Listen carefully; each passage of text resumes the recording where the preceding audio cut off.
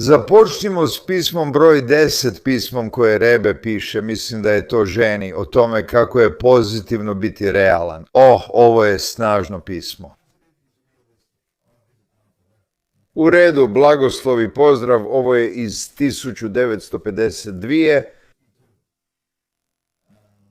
Primite. Da?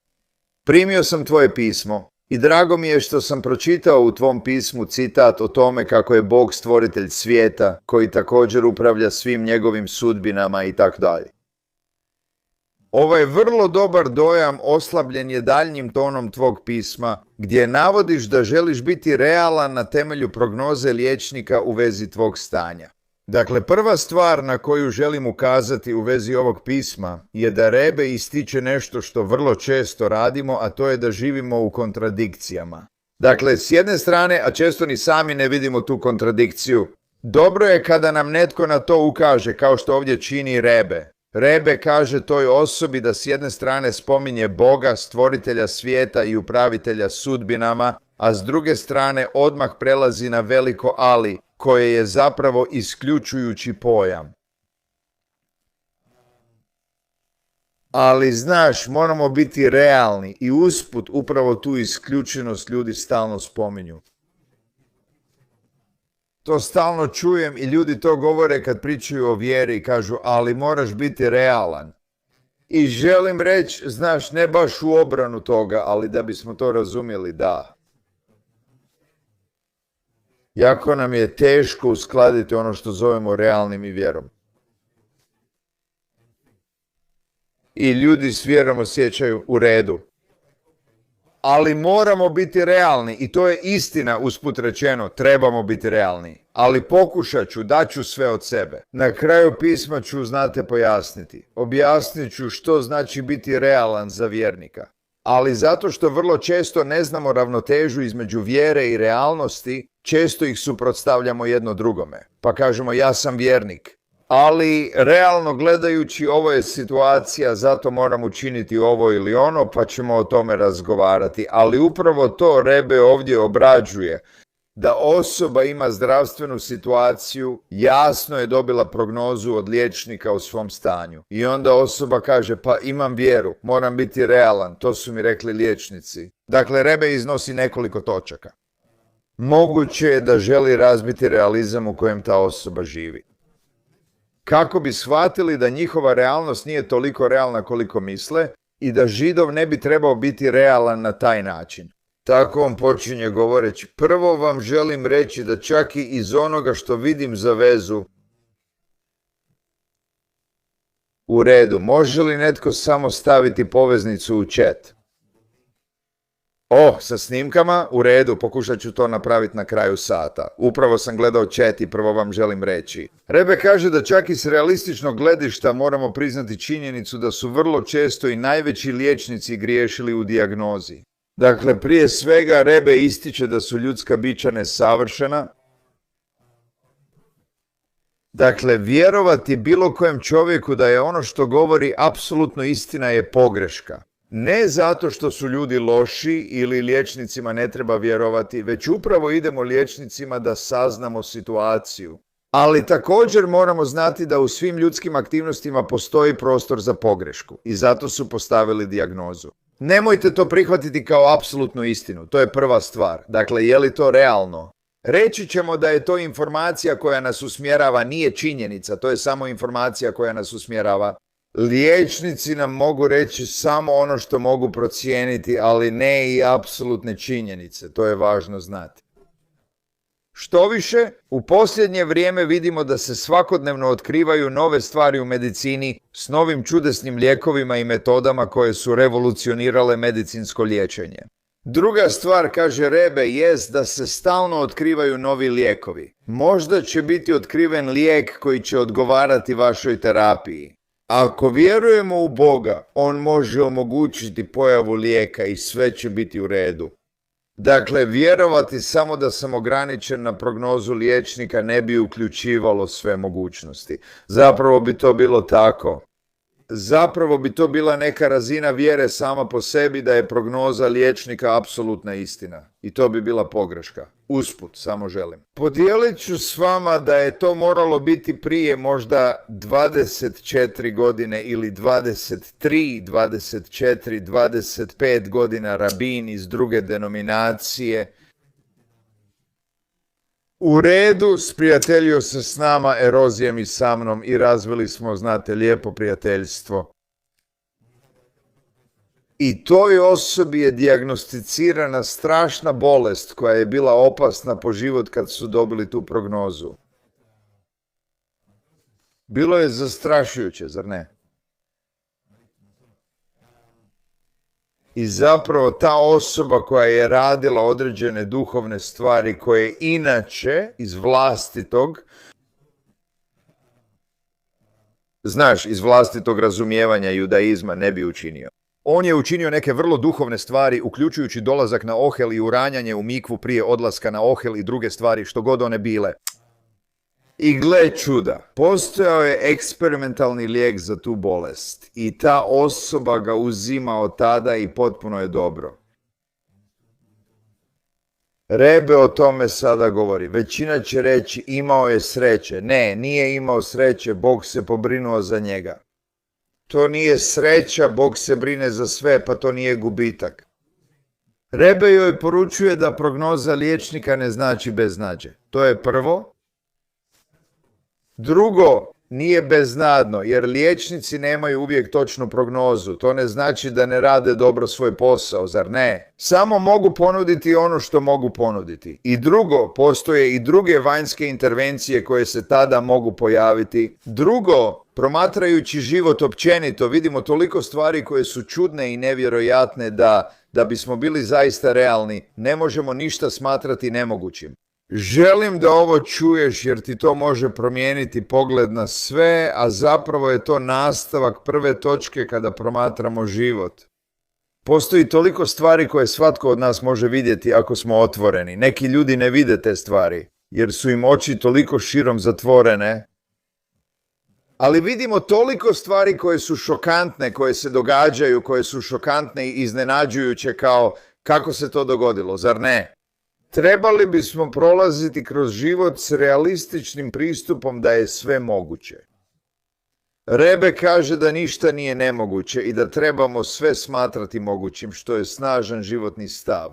Jedna stvar koju sam htio ranije reći je to da, kada Rebe to kaže, liječnik je dao prognozu, zar ne? I sam liječnik može reći da za to nemamo nikakvih lijekova, zar ne? U redu, mislim, sutra se možda pojavi lijek, novi lijek koji dolazi na tržište, možda je to eksperimentalni lijek, što god da je, zar ne? Postoji način kako prolaziti kroz život, baš kao što je to činio Rebe i učio nas tome. I danas sam imao jednu misao dok sam se pripremao da je Rebe bio, Rebe kao jedan. Reći ću ovo, premda to ne obuhvaća Rebeovo biće u potpunosti. Ali jedan mali aspekt, jedan mali nevjerojatan aspekt Rebea bio je taj da je Rebe bio briljantan čovjek. Dakle, već na ljudskoj razini, Rebe je imao razinu briljantnosti koja je nadmašivala vjerojatno svakoga tko je tada živio, ili gotovo svakoga tko je tada živio. Bio je briljantan u svoje vrijeme. Svatko tko je bio najveći među učenjacima Tore, znao je da ako ti treba odgovor na neko pitanje, ideš kod Rebea. Ali to nije bilo samo u učenju Tore. Rebe je proučavao znanost i još mnogo toga, ali najvažnije je da je bio briljantan. To je vrlo važno i naglašavam to da kažem da je osim Rebeove briljantnosti postojala i određena životna filozofija koju je unosio u svoje razmišljanje. I to svi možemo unijeti u svoje razmišljanje također. Ne morate biti briljantni, dakle. Misao koju dijelim s vama je da postoji briljantnost sama po sebi, ali postoji još nešto što će tu briljantnost povećati stostruko. A to je da ništa nije nemoguće. Dakle, svatko od nas tko pristupa svemu u životu s mišlju da ništa nije nemoguće. Kao kad imamo problem, zar ne? Postoje određeni ljudi, možda poznajete neke ljude, možda ste i vi takva osoba što je veliki blagoslov koja uvijek zna da postoji rješenje, samo ga moram pronaći. Svatko tko pristupa problemima na taj način rješava daleko više problema u svom životu nego prosječna osoba. Jer prosječna osoba samo kaže, znate, digne ruke, odustane, znate, prije nego što uopće počne. To je poanta koju ističe Rebe i za koju daje dokaze. Ako pogledate svoj život i događaje oko sebe, vidjet ćete to. Događaju se šokantne stvari, zar ne? Treba vas podsjetiti da ništa nije nemoguće. Ne znam rješenje sada, ali ono postoji i pronaći ću ga. I usput, samo držanje uma otvorenim za činjenicu da postoji rješenje zapravo privlači rješenje. Kad smo zatvoreni prema tome, kad zatvorimo svoj za to, onda se to ne događa. U stanju koje je u velikoj mjeri povezano sa živčanim sustavom i otpornošću organizma. Medicinsko mišljenje potvrđuje da jača vjera i volja pacijenta za ozdravljenjem povećavaju njegovu sposobnost oporavka. Rebe ovdje ima još jednu napomenu i kaže da zapravo naše povjerenje da ćemo ozdraviti značajno povećava mogućnost našeg ozdravljenja. To znamo iz placebo efekta. Možete dati bolesnoj osobi tabletu koja zapravo ništa ne radi. Ako osoba vjeruje da je tableta učinkovita, cijeli organizam prelazi u način popravljanja i ona se oporavlja. Ovo nije apsolutno točno, ali to se događa, zar ne? Ovo je vrlo, vrlo moćno, a dio tog placebo efekta koji je toliko snažan jest učinak da ništa nije nemoguće. S beskonačnim Bogom ništa nije nemoguće. I ako je to nekome zaista usađeno da je to moguće, to će automatski učiniti mogućnost rješavanja problema 100 puta boljom. Nepotrebno je reći, ovo se ne govori kao opomena, Rebe kaže, ne opominjem vas, ali koliko god je to kroz pojedinačnu božansku providnost, vi ste saznali za mene, a ja za vas. Vjerujem da mogu prenijeti navedene misli koje sam čuo od svog pokojnog punca. Ovo pismo napisano je u sličnim situacijama. Rebe je često citirao svog punca, jer mu je bio uzor, a svatko treba Rebeja. Ali ovo je bilo odmah nakon smrti njegovog punca, 1 ili 2 nakon smrti njegovog punca. Želim ovdje istaknuti da ono što Rebe ovdje radi je samo lijepa komunikacijska tehnika, ne bih to čak nazvao tehnikom, već jednostavno pomoći primatelju ovog pisma.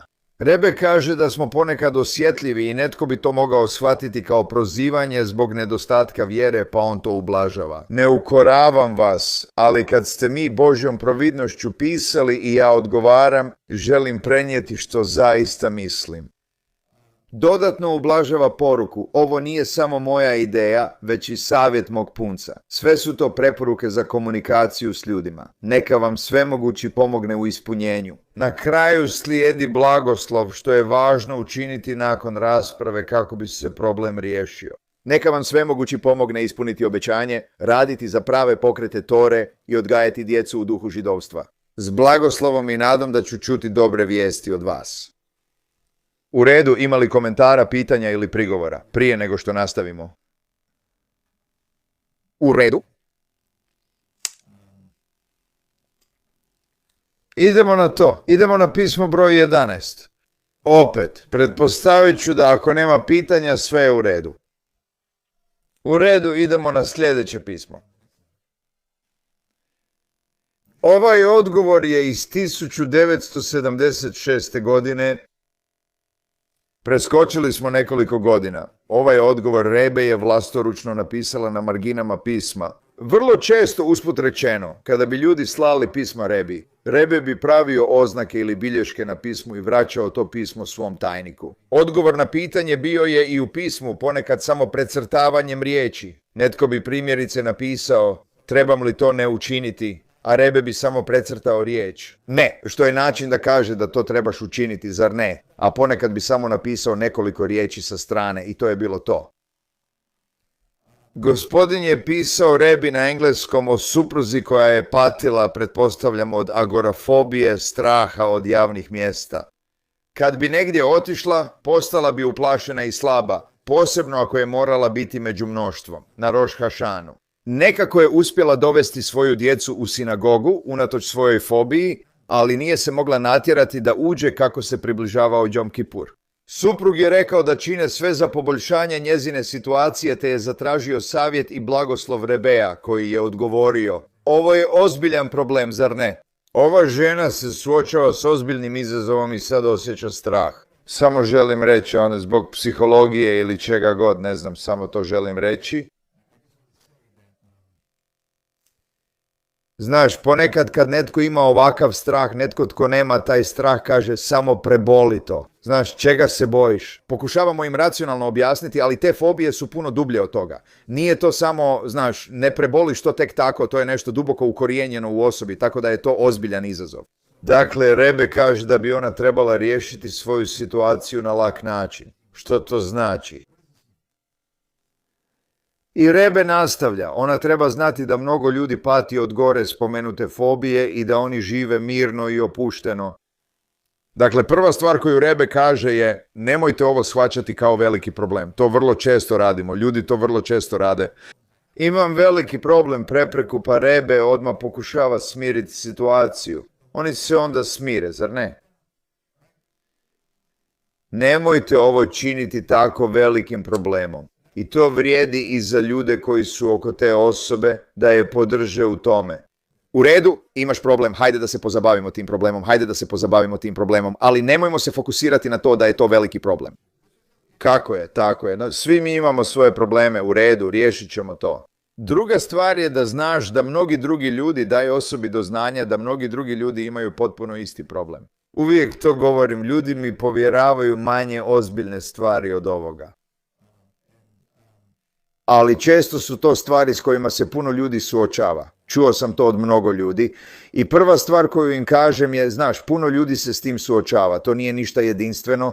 To odmah nekome olakša nošenje toga.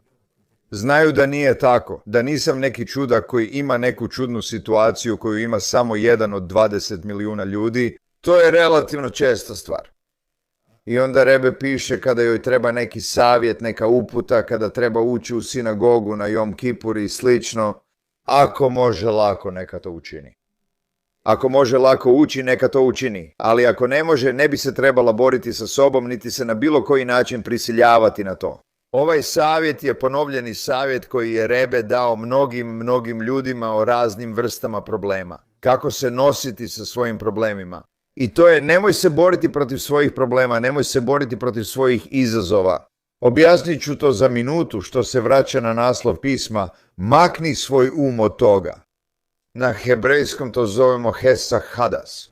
Rebe je imao snažno mišljenje o tome što mnogi ne cijene, ali to je doista snažna perspektiva, a Rebe nastavlja. Treba se moliti kod kuće u vrijeme kada se zajednica moli. To je jednostavno vjerska stvar. Ako se moliš kod kuće, najbolje je moliti se kod kuće u isto vrijeme kada se moli i sinagoga. Nema potrebe za panikom, ostani smiren. Nije velika kriza, sve je u redu, Bog ti je dao izazov. Još nisi shvatio kako prevladati taj izazov i nosiš se s tim na najbolji mogući način. Sve je u redu, zar ne? Nemoj se boriti ili siliti, ni drugi je ne bi trebali siliti. Povuci se i učini to. Idemo na broj 2, a onda ću pojasniti. B. Trebala bi biti savjesnija u pridržavanju nego dosad. To znači da bi trebala pažljivije pratiti micvu čime će joj se ojačati vjera u Boga. I kroz to što će biti savjesnija, pažljivija i preciznija u svom pridržavanju micva, njezina vjera u Boga će biti ojačana, kao i vjera u Boga. To će smanjiti njezine brige, jer je Bog čuva, osjećat će Božju prisutnost više, što će joj dati osjećaj sigurnosti i manje fobija, uključujući i gore spomenutu fobiju. Spomenut ću ovo na grobu prethodnog Rebeja. Ovdje su dvije vrlo snažne stvari koje Rebe govori njoj. Prva stvar je da kada se borimo s problemom, što radimo? Jačamo li problem? Ironično, ako znate, postoje određeni ljudi kao po osobnosti, ako ste strogi prema njima. Probudiš tigra ili lava u njima i tada oni postanu lav, a ti si stvorio veći problem nego prije. Hiperkoncentracija na probleme, na pitanja zapravo čini problem većim problemom, a to je zato što najavljujemo problem, mi ga najavljujemo.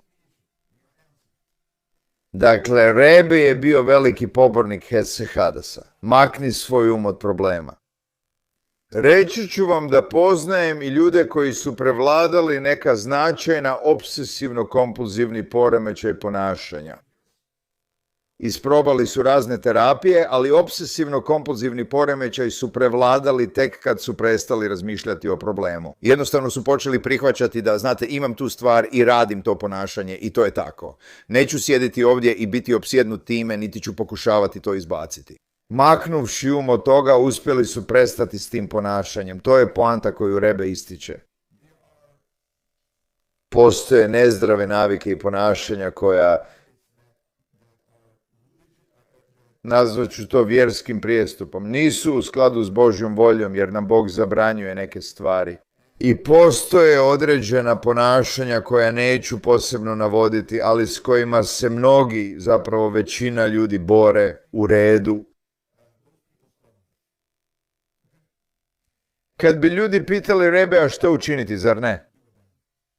Rebeov savjet je bio: makni misli od toga, nemoj opsjedati tajme. To je izazov koji imaš, pokušaj ne misliti o tome i samo se posveti dobrim stvarima.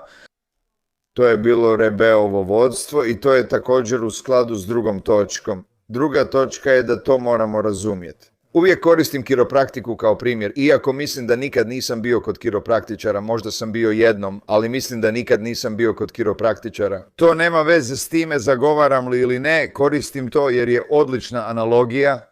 Kada je cijelo tijelo usklađeno, tada tijelo dobro funkcionira kada je osoba.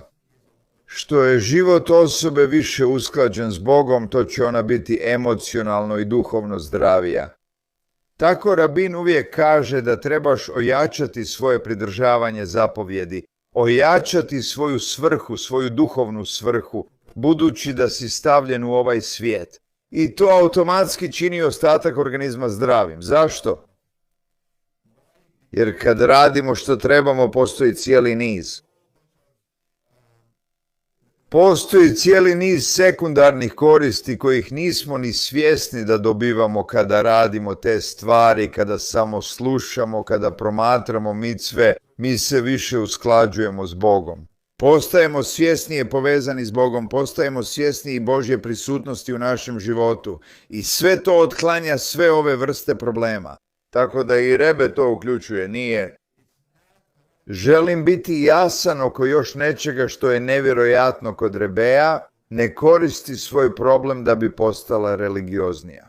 Rebe joj govori da je biti više religiozno rješenje problema. To su dijelovi rješenja problema, to je ono što Rebe govori. Rebe nikada ne iskorištava osobu za svoje vlastite ciljeve. Rebeov cilj je jedna stvar, znate što? Rebeov cilj je bila osoba. Dogodi se da je najbolja stvar za osobu da živi u skladu s time što znači biti Židov. U redu, to zaključuje ovo pismo. Sve je u redu. U redu, idemo na pismo 12.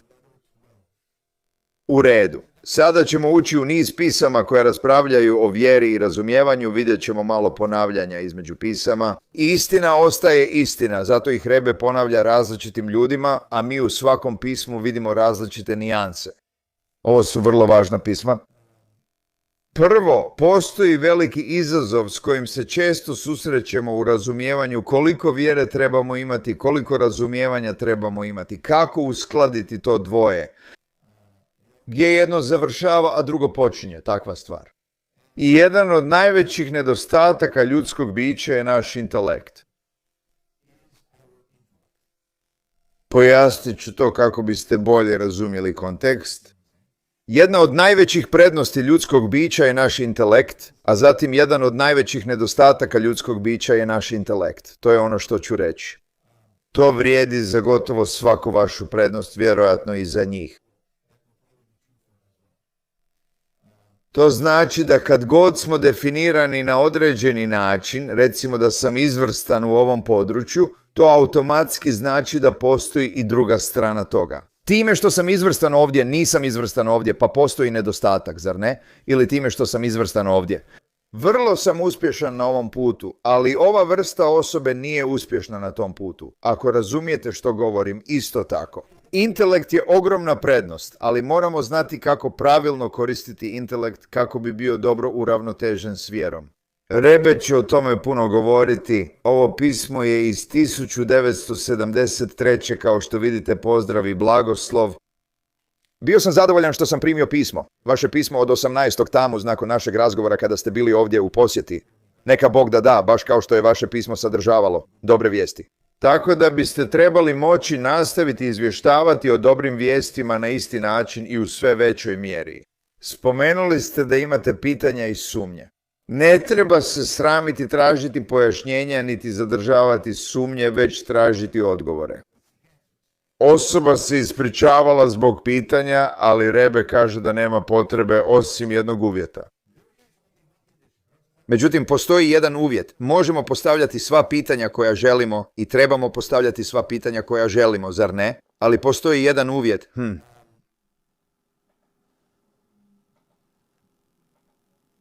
A taj uvjet je, bez obzira na pitanja i sumnje, to ne smije utjecati na čovjekovu vjeru u Boga, Toru i micve, čak i ako trenutačno nema odgovore. Rebe kaže, ovo je vrlo važna točka u židovskoj vjeri, a to je da ne smijemo dopustiti da naša pitanja utječu na našu vjeru. Mora postojati temeljna vjera na kojoj temeljim svoj život, a ta vjera je vjera u Boga. Bez obzira imam li odgovore ili razumijem sada, Židov djeluje iznad vjere. Analiziram, postavljam pitanja, odgovaram ili ne, drugi odgovaraju, ponekad netočno. Možda živim u pitanjima, možda imam mnogo pitanja na koja nema odgovora i imam mnogo pitanja na koja nema odgovora. Znam da ne mogu odgovoriti na ta pitanja, nemam kapacitet za to. Rebe će dodatno pojasniti našu nesposobnost odgovora. Ne smijemo dopustiti da intelekt određuje našu vjeru, uskoro ćemo vidjeti zašto. I Rebe kaže da ovo stanje seže još do dana kada je Tora primljena na Sinaju. Počeli smo se ponašati na ovaj način, voditi se ovako kao Židovi, gdje postoji temeljna vjera na kojoj se temelji cijelo učenje, na brdu Sinaj. Na načelu Naase prije Nišma Bog pita Židove žele li Toru. Oni odgovaraju Naase izvršit ćemo, Nišma poslušat ćemo. Shvatit ćemo vodeće načelo potomstva. Ovo je vodeće načelo za sva vremena. Da prvo činimo, imamo vjeru i zato radimo ono što trebamo raditi. Radimo na razumijevanju onoga što činimo. Nakon našvila slijedi vinišma, pa nakon djelovanja želimo razumjeti. Suština dobrote traži da slijedimo istinu vjerom, a zatim to obogatimo znanjem i razumijevanjem. Jer tada je cjelokupna osoba uključena u služenje Bogu u punom kapacitetu. Zašto Bog želi da razumijemo? Zašto mu je potrebno da razumijemo? Zašto jednostavno nemamo vjeru i ne činimo ono što bismo trebali činiti? Zato što Bog želi da cijelo biće bude u službi Bogu, a dio bića čovjeka, jedan od najznačajnijih aspekata ljudskog bića, jest naše razumijevanje. Naše razumijevanje treba biti dio služenja Bogu, zato trebamo razumjeti koliko možemo. Naše razumijevanje je ograničeno, ali trebamo shvatiti koliko možemo, zato Bogu to je važno. Naš intelekt nije na usluzi Bogu, nije u službi Bogu, a Bog želi da cijelo naše biće bude u službi njemu. Međutim, sljedeći odlomak uvijek se mora imati na umu ograničenja ljudskog intelekta općenito. Sada Rebe dolazi do vrlo važne točke koju vjerojatno ponavlja stotinama, ako ne i tisućama puta ljudima. Moramo shvatiti da je ljudski intelekt ograničen i reći ću da je ljudski intelekt nevjerojatno ograničen. Znamo vrlo malo o svemu. I primjer koji uvijek koristim je da ne znamo ni 1% o ljudskom umu, o tome kako ljudski um funkcionira. Unatoč medicini malo znamo o čovjeku. Sada, hvala Bogu, saznali smo toliko stvari koje prije nismo znali, što je izuzetno korisno, ali u širem smislu stvari još uvijek znamo gotovo ništa. Rebe posebno ističe područje božanskog koje je izvan ljudskog shvaćanja. A ako ćemo govoriti o razumijevanju Boga, Bog je beskonačan, a naši umovi su ograničeni, nema načina da se možemo približiti razumijevanju Boga. Možemo razumjeti određene aspekte Boga, kao što i činimo, ali moramo shvatiti da je i to vrlo ograničeno. Na primjer, čak i unutar područja ljudskih intelektualnih dostignuća, malo dijete ne može shvatiti naprednu matematičku ili znanstvenu formulu koju je osmislio veliki profesor. Profesor je nekada bio dijete, a dijete bi jednog dana moglo nadmašiti profesora. Rebe često koristi ovu analogiju i čak mislim da ponekad koristi isti primjer kao i ja. Uzmite trogodišnje dijete. Ono ne može razumjeti ono što najveći znanstvenik današnjice sada može razumjeti. Moguće je da sada znamo da je profesor nekada bio trogodišnjak koji također nije razumio. Moguće je da će ovo trogodišnje dijete jednog dana nadmašiti ovog znanstvenika u briljantnosti. Drugim riječima, oni su u odnosu jedan prema drugome, oni su isti. Oboje su ljudi, oboje su intelektualci i oboje. I ovo dijete može postati još briljantnija osoba. Trenutno, on nema načina razumjeti razinu razumijevanja ovog profesora. Ako to možemo priznati, poslušaj, sada to ne možeš shvatiti, kao što roditelji kažu, kad odrasteš shvatit ćeš. Ali to je drugačije kod odnosa ljudskog i božanskog uma, gdje razlika nije u stupnju, već u vrsti. Zec kaže, usporedi i najsjajnije ljudsko razumijevanje s Bogom, zar ne? Ne govorimo o razlici u razumijevanju kao između trogodišnjaka i briljantnog profesora. Trogodišnjak ima intelekt do ove, a znanstvenik do ove razine. Kad govorimo o Božjem i našem razumijevanju, riječ je o različitim vrstama, a ne stupnjevima. Božje razumijevanje potpuno je drukčije od našeg. To je beskonačno razumijevanje između stvorenja i stvoritelja. Tora i micve, Božja mudrost i volja mogu se shvatiti samo ograničeno. Sve što razumijemo, čak i božansku mudrost koju nam Bog daje, a to su Tora i micve. I to razumijemo samo na vrlo ograničen način, u skladu s čovjekovim sposobnostima. Dobrodošao je postavljati pitanja i istraživati, ali, kao što je rečeno, bez gubljenja iz vida osnovnog uvjeta. Pa što onda radimo? Istražujemo, pokušavamo razumjeti, pitamo se zašto je to tako i tako dalje. To nije moguće. Intelekt ne može biti temelj vjere, jer ako vjera ovisi o našem razumijevanju, to je kratkovidno jer malo razumijemo. Da bismo bili duboko vjerni ljudi, svoju vjeru polažemo u Boga, u beskonačno. I jednostavno idemo tim putem. I povrh toga trudimo se razumjeti koliko god možemo. Ono što je gore rečeno posebno je važno u ova 3 tjedna. Možda znate da tijekom ljetnih mjeseci imamo razdoblje koje se zove 3 tjedna, što je razdoblje žalovanja zbog uništenja 2 hramova. I treba kaže da je to posebno važno sada, obilježavajući uništenje Bejt Hamikdaša. U našem izgnanstvu, jer, kako kažemo u našoj molitvi, zbog naših grijeha smo prognani iz naše zemlje. Stoga svatko od nas mora dati sve od sebe kako bi ispravio i preokrenuo uzrok zbog kojeg nemamo naš sveti hram. Dubljim proučavanjem Tore, izvršavanjem i širenjem micva u okolini. Tako će se ubrzati preokret posljedica i ispuniti božansko proročanstvo da će ti dani postati dani radosti i veselja kroz našu potpunu geulu, istinsko otkupljenje po pravednom Mašijahu. Sada je važna Rebeova izreka, to moramo znati. U izgnanstvu smo i nemamo hram zbog grijeha i nesklada s Bogom. I zato nam to govori da moramo učiniti sve što možemo, što nam Bog zapovijeda, i to činimo. Moramo biti predani bez obzira na razumijevanje. I Rebe zaključuje rekavši da prilaže kopiju opće poruke za koju vjeruje da će zanimati obojicu vas. Kako smo razgovarali, gospođa ta i ta ima važnu ulogu u širenju zaklade. Izvori Tore, a to je bilo među njezinim prijateljima i u njezinim krugovima. Vidite da Rebe radi ono što je uvijek radio, potiče ih da potiču druge. Osim onog što je bitno, ovo je također način da se prošire kanali za primanje Božjeg blagoslova u svim potrebama, materijalnim i duhovnim. Želite li proširiti kanale blagoslova, potaknite druge Židove da se približe Bogu? Mislim da svi možemo čuti taj poziv. Dakle, kada pozovete svog prijatelja da pohađa ovaj tečaj ili neki drugi tečaj, činite nešto izvanredno. Otvarate kanale blagoslova za sebe.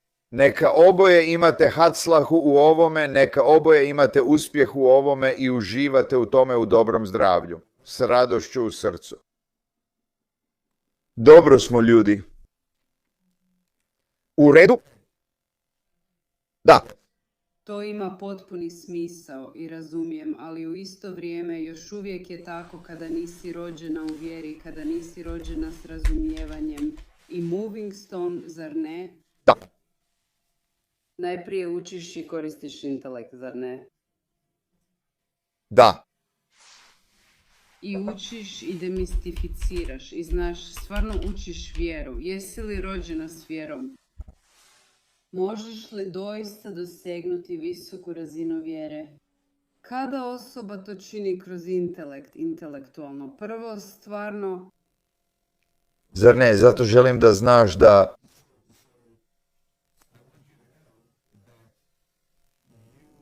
ti pokazuješ puno više vjere nego što trenutno priznaješ u svom pristupu judaizmu.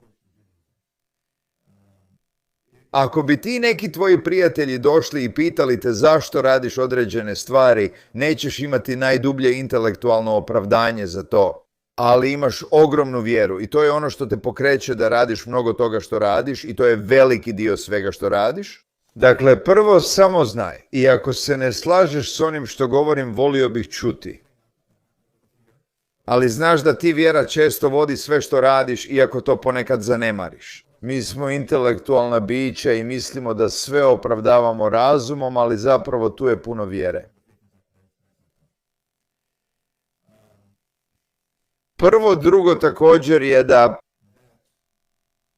tamo se uvijek fokusiraj na svoje prednosti.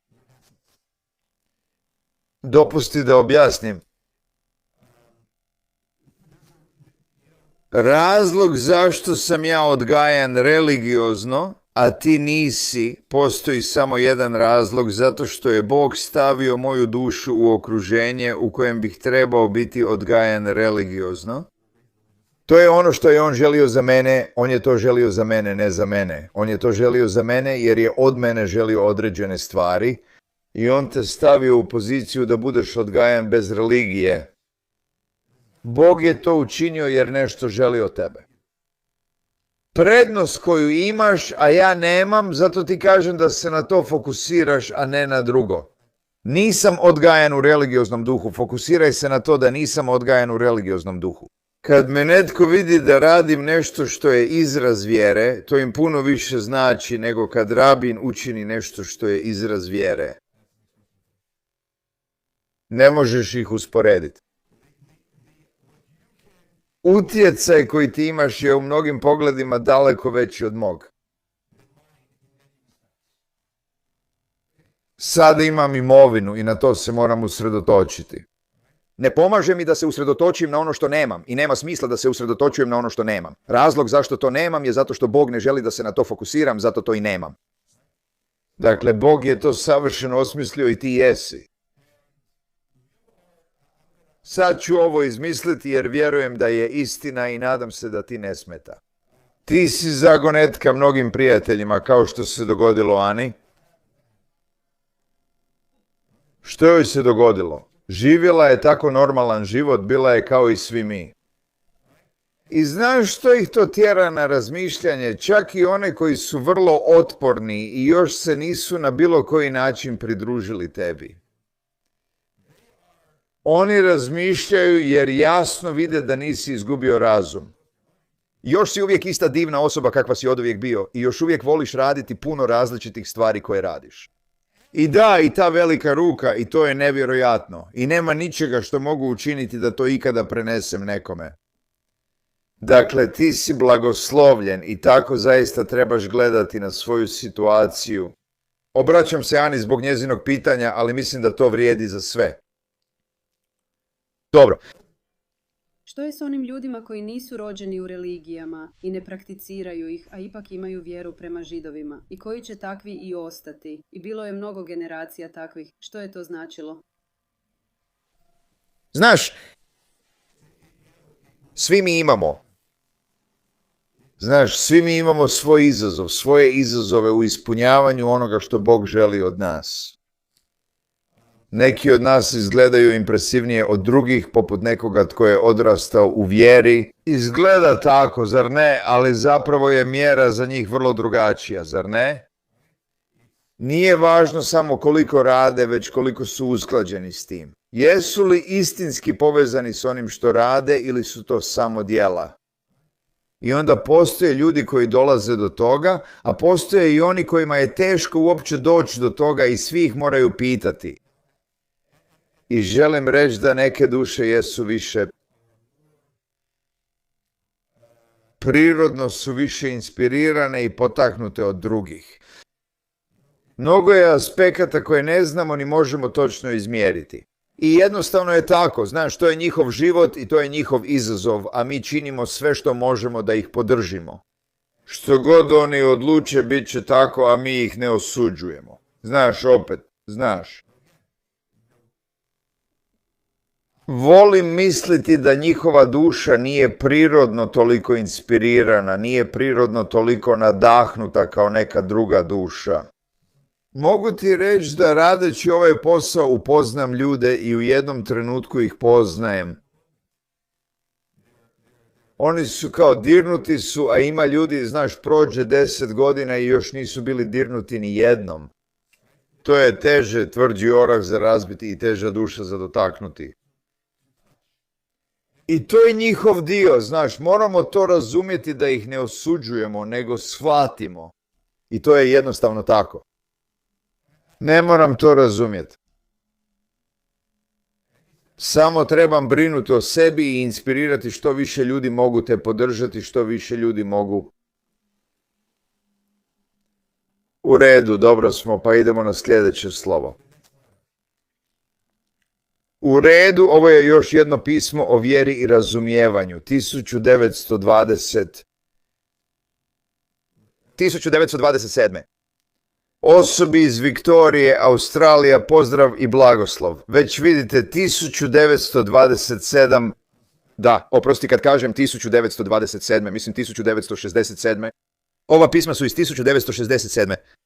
I, vidiš, već 1967. Rebe piše pisma po cijelom svijetu, pozdravlja i blagoslivlja. Pravovremeno sam primio tvoje pismo u kojem pišeš o stvarima koje ne razumiješ, poput patnje tvog oca. Sudeći po tvom pismu, sigurno nije potrebno posebno ti naglašavati očitu ideju, a to je da zasigurno nije iznenađujuće što čovjek ne razumije Božje puteve. Do čega Rebe dolazi? Uvijek dolazi do ove točke. Čovjek ne može razumjeti Boga i to nam mora biti temeljno. Misliti drugačije znači biti u zabludi. Dakle, misliti da ću ja razumjeti zašto Bog nešto čini je smiješna pomisao. Sada želim reći da će naš koji se ponaša kao vlastita životinja uvijek pokušavati razumjeti. Dakle, sve što vidi pokušava shvatiti prema svom modelu, a to je model poimanja, razumijevanja. Naš uvijek želi razumjeti, a patimo jer ga nešto zbunjuje. Moramo se sjetiti da ja jedva išta razumijem. I sigurno ne mogu razumjeti Boga, jer stvoreno biće, stvoreno i ograničeno biće, sigurno ne može razumjeti beskonačno. Suprotno bi zapravo bilo iznenađujuće, bilo bi šokantno kad bi čovjek mogao razumjeti Boga. I samo zahvaljujući Božjoj beskrajnoj dobroti, on je čovjeku otkrio određene aspekte svoje božanske providnosti. Moramo shvatiti da je Bog morao filtrirati svoju beskonačnu prisutnost u ograničen prostor, što je zapravo prelazak iz jedne stvarnosti u drugu. Prenošenje Božje stvarnosti i njenog smisla u potpuno drukčiju konačnu stvarnost. Kako bismo mogli razumjeti neke stvari, tako da je sve što uspijemo shvatiti ogroman dar od Boga što to uopće možemo razumjeti. Dakle, to je prva stvar koju Rebe uvijek naglašava, a zatim Rebe koristi analogiju. Postoji jednostavna ilustracija, a ovdje imamo još nekoliko analogija. Nije iznenađujuće da petogodišnjak ne razumije ponašanje znanstvenika, iako je i znanstvenik nekad bio dijete. Petogodišnji dječak možda će odrasti i postati veći znanstvenik. Poanta je ista. Drugim riječima, petogodišnji dječak može imati sve kvalitete zrelog znanstvenika, što Rebe dodatno objašnjava. On kaže da petogodišnjak ima potencijalno upravo ono što još nije ostvareno, sve kvalitete zrelog znanstvenika, a ipak ne bi bilo iznenađujuće da petogodišnjak ne može razumjeti velikog znanstvenika. Ali stvoreno ljudsko biće nema ništa zajedničko sa stvoriteljem. Ljudsko biće nema potencijal, nema sve Božje kvalitete. Mi smo ograničeni. Stvoreno biće nema inteligenciju ni sposobnosti stvoritelja. Samo zbog Božje dobrote određeni aspekti Božje providnosti su otkriveni čovjeku. Možemo koristiti sličnu analogiju i kod pitanja patnje. Sada će pokazati u Božjoj dobroti. Bog nam je dao određeno razumijevanje o patnji. Dobro, određeno razumijevanje. Reći ću vam, ovo je vrlo ograničeno razumijevanje, ali nam daje izvrsnu priliku da sagledamo patnju. Kad dijete treba sjesti i učiti abecedu i raditi zadaću. To ga lišava izlaska na svježi zrak, ponekad mu ometa obrok na vrijeme, a može mu iskratiti sate sna. Dijete, iako se pridržava tih uputa, to zapravo ne čini. Ne zbog razumijevanja njihove mudrosti, već zato što nema izbora jer ga otac, majka ili učitelj prisiljavaju. Dakle, iz djetetove perspektive ostavite me na miru. Želim se zabavljati, želim izaći i igrati se, želim jesti, želim spavati. Što god to bilo ispravno, roditelji mogu reći, treba ti to zbog ovoga ili onoga. Dijete ne razumije zašto mu to treba. On samo razumije da ne želi biti ovdje, ali mora. Ovo nije slučaj gdje mu se ograničava sloboda kako ne bi razbijao prozore i slično. Kao, što kada mu se ograničava sloboda? Da ne bi radio negativne stvari. To je drugačiji scenarij. Za dijete je patnja biti lišen svježeg zraka ili odmora koji se inače smatraju dobrima. Drugim riječima, ako djetetu kažete, odnosno ako ga zadržite jer će nešto slomiti, ono razumije zašto ga zadržavate. Ako dijete zadržavate zbog nečega što ne razumije, ono to ne shvaća. I čak će reći da ste zločesti, čak će reći da ste ludi, što radite, što god. Za njih je to pravo patnje. Ipak, kakvog je značaja privremena patnja djeteta, čak i ako traje danima ili mjesecima? Što je to u usporedbi s dobrom koje će uživati do kraja života, zar ne? Je li roditelj svjestan da dijete ima doživotnu korist? Dakle, dok dijete vrišti, plače i navodno pati, ne možete usporediti tu privremenu patnju s koristima koje će dobiti. Kao što roditelji kažu, jednog dana ćeš mi zahvaliti. Kada će to biti, nitko ne zna, ali jednog dana zahvalit će nam. Još jedna stvar koju treba zapamtiti je ovo kada je osoba bila bolesna. Razumijete kamo Rebe ide? Rebe kaže da. Na ovom svijetu prolazimo kroz pravu patnju koja može biti užasna s različitim razinama, od kojih su neke još gore. Nikada ne bih ovo rekao nekome tko pati. Rebe ovo govori sinu osobe koja pati, a ta osoba je u jako teškoj situaciji. Prihvatite to ili ih samo podržite, zagrlite i pružite im emocionalnu podršku. Nemojte držati ovakve govore onima koji pate. Naša patnja nas ponekad toliko obuzme da ne možemo ništa čuti, bez obzira na njezinu jačinu. Ipak, važno je zapamtiti sljedeće. Kada osoba umre od bolesti, svakome je jasno da bolest utječe samo na fizičko tijelo. Rebe ovdje iznosi još jednu stvar. Kada je netko bolestan i podlegne svojoj bolesti, to utječe samo na njegovo tijelo. Očito, ako nešto nije u redu, recimo s krvlju pacijenta, to ne može utjecati na njegov duhovni život i njegovu vječnu dušu. Fizičke bolesti nemaju utjecaja na dušu, drugim riječima mogu utjecati na sposobnost duše da se izrazi, jer se duša izražava kroz tijelo. Duša je uvijek potpuno zdrava. Drugim riječima, pacijent umire jer je veza duše i tijela prekinuta dok je duša vječna.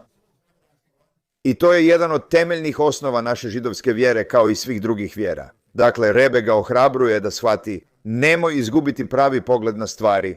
Istina je da tvoj otac fizički pati. Prvo, ne, mi jednostavno ne možemo shvatiti svrhu nečije patnje, to jednostavno nije moguće. Mi smo ljudska bića, a to dolazi od beskonačnog Boga. Imamo kontekst patnje koja je dobra na ljudskoj razini, kao kad ograničavamo svoju djecu, zar ne? Razumijemo to, ali ne znamo zašto. Patnja je dobra i možda to nikad nećemo saznati u ovom životu. I tada Reba dodatno ohrabruje govoreći, ne, sve je to u tijelu, ali duša koja je zapravo tvoj otac je 100% dobro i netaknuta. Tori često objašnjava da je ovo samo razvijanje perspektive. Želim da shvatiš da iz ovih pisama izvlačimo brojne suptilne koristi. Ja čak ni ne... Možda se na njih ni ne fokusiram, niti ih svjesno primjećujem. No, ovo nam pomaže razvijati se. Kroz ovaj razgovor dodatno razvijamo svijest o gledanju na stvari iz perspektive tijela i gledanju na stvari iz perspektive duše. I shvaćajući da ne možemo gledati samo iz jedne perspektive, fizičke perspektive, već moramo gledati iz dvije perspektive. I to mijenja i preoblikuje cijelu našu perspektivu ovog iskustva kada gledamo nekoga tko pati, zar ne? Postoje dvije dinamike, fizičko tijelo i duša, zar ne? To nam pomaže gledati na ovo suptilnije. Još jedna točka u Tori često se objašnjava i naglašava da je život na ovoj zemlji samo priprema za budući i vječni život u svijetu koji dolazi. Što znači da je ovaj svijet vrlo privremeno razdoblje gdje duša dolazi s neba, stavlja se u tijelo, živi život od 120 godina i onda odlazi, zar ne? Postojanje od 120 godina je kratko razdoblje u kojem je duša zatvorena u tijelu radi određenih ciljeva. Tijelo umire, a duša nastavlja postojati. Ova perspektiva je vrlo važna i treba je uvijek imati na umu. Dakle, ono što se događa jest da duša odlazi u sljedeći svijet, koji je svijet duha, a ne svijet materije. Tamo gdje duša uživa u duhovnom blaženstvu, božanstvu ili nečem sličnom, ne želim se time previše zanositi. Rabin ga na to podsjeća, što se uči i u poznatoj mišni Perki Avot koju ovih tjedana proučavamo. Od Pesaha do Roš Hašane subotom proučavamo etiku naših otaca, kako piše u mišni. Ovaj svijet je poput predvorja budućeg svijeta. Ovaj fizički svijet je kao hodnik, ulaz u budući svijet. Mišna kaže, pripremi se u predvorju prije ulaska u svečanu dvoranu. Zapamti, ovaj svijet nije najvažniji. Ovaj svijet je samo predvorje, to je samo hodnik. Svečana dvorana je drugi svijet. Zato se pripremi. Kad dođeš u otmjenu svadbenu dvoranu prije glavne sale, nalaziš se u manjem hodniku. Ogledala služe da provjerimo izgled i uvjerimo se da je sve u redu. Tako bismo trebali postupati i u životu. Moramo uskladiti sve što možemo i ispuniti svrhu zbog koje nas je Bog stvorio kako bi duša ušla u svečanu dvoranu.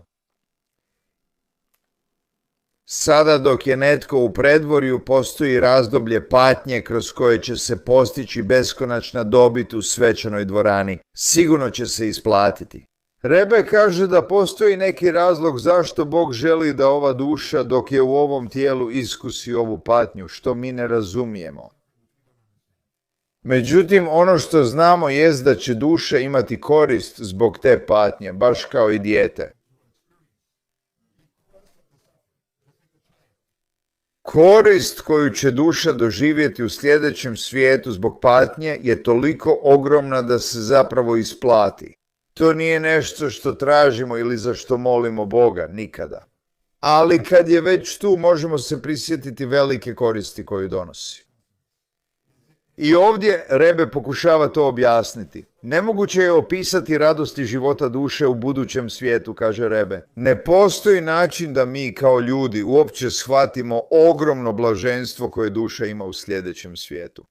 Čak i na ovom svijetu dok je duša povezana s tijelom, njezin je život na beskrajno višoj razini. Duša je na beskrajno višoj razini nego što mi to doživljavamo. Koliko više? Dakle, kada dušu više ne ometa tijelo, sada zamislite dušu koju tijelo više ne ometa. I opet, o tim stvarima treba puno razmišljati, da shvatite koliko tijelo sputava našu dušu da se izrazi i kada doživite dušu koja se slobodno izražava bez ograničenja tijela, i u božanskoj stvarnosti, kao što kaže Mišna, jedan trenutak užitka, dobro, što god to značilo u onom svijetu, veći je od cijelog života užitka. U ovom svijetu. Duša živi 120 godina s mnogim iskustvima užitka, a vjerujem da smo svi imali razne trenutke zadovoljstva. Ako zbrojite sav taj užitak, neće biti jednak niti jednom trenutku užitka koji duša ima u onom svijetu. Ako o tome razmišljate u tom kontekstu, čak i dok je duša povezana s tijelom, život je na mnogo višoj razini. Koliko je više kada dušu ne sputava tijelo? Usporedite radost i uzbuđenje djeteta kada dobije ukusni bombon s radošću vrlo mudrog i učenog znanstvenika koji uspije riješiti važan znanstveni problem. Zar ne? Koje je zadovoljstvo veće? Jasno je da je zadovoljstvo znanstvenika daleko, daleko veće. Evo, opet, kao što je već spomenuto, postoji neka povezanost između djeteta i znanstvenika i sve je relativno. Ali što se tiče života na ovoj zemlji i života duše u budućem svijetu, razlike nisu u stupnju, već u vrsti. Radi se o dva potpuno različita iskustva bez zajedničkog nazivnika. Treba imati na umu da je patnja u predvorju, koja nije ništa više od hodnika prema gozbi, ipak privremena, a dobitak je vječan, ističe Rebe. Još jedna stvar je da je patnja privremena, a dobitak vječan. To je kao u životu, kratkoročna ulaganja vode dugoročnoj koristi. Zreli ljudi to razumiju. Možda se pitate zašto je potrebno nečega se odreći da biste dobili više. To je kao kad dijete pita zašto se mora odreći užitaka, no nije li okrutno uskratiti mu to? Dakle, iako je to dobro pitanje, ipak nećemo reći da je okrutno uskratiti svom djetetu izlazak van umjesto da radi domaću zadaću. Vjerujem da je ovo dovoljno za odgovor na vaše pitanje. Ako želite dalje raspravljati, obratite se rabinu taj i taj kojeg ste spomenuli. U redu, mislim da je već dosta, ne želim vas zadržavati.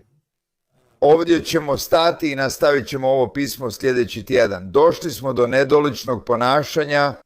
To je druga tema, dobro mjesto za stati. Zanimljivo je. Treba li nam nešto da vas vratimo sljedeći tjedan? Ovo je pitanje o društvenom plesu, gdje muškarci i žene plešu zajedno. To će izazvati naš pogled na život. Razumijem, ali to će nam dati vrijedan uvid i pomoći u iskrenijoj osobnoj introspekciji. Imate nešto čemu se radovati sljedeći tjedan? Biće to uzbudljiv početak sata.